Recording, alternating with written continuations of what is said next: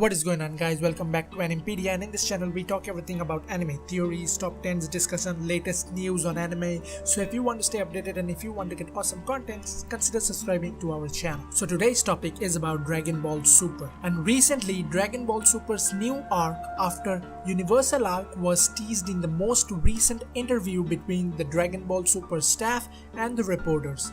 As you guys know that the Dragon Ball Super franchise started back in 2015, and after 131 episode, it's finally coming to an end on March 2018. Now Dragon Ball Super episode 131 will be the final episode for the franchise, and it has been titled A Miraculous Conclusion, Farewell Goku Until We Meet Again. The title is very much similar to Dragon Ball GT's last episode. And now there was a recent interview with the Dragon Ball Super production team and the reporters. This interview was on the official site of Dragon Ball Super in Japanese, which was later translated by Herms98 in English.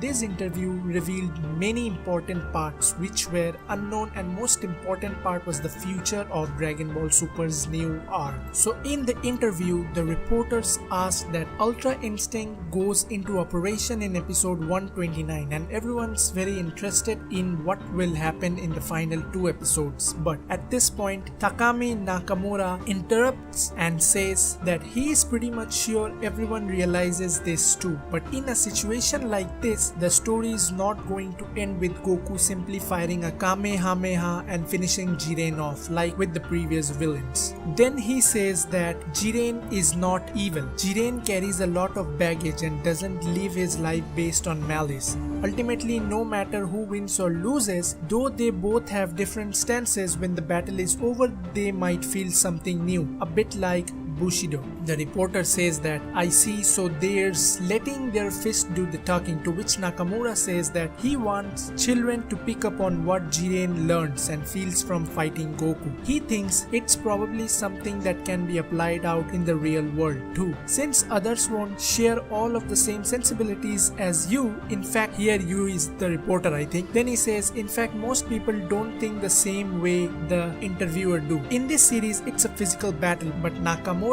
thinks that everyone has had a time when they have felt something when their ideas clashed against someone else's. So as you can see, guys, that Takami said he expects people's eyes are glued to director Nakamura's full force, direction and the ending which Toriyama sensei has prepared for this story.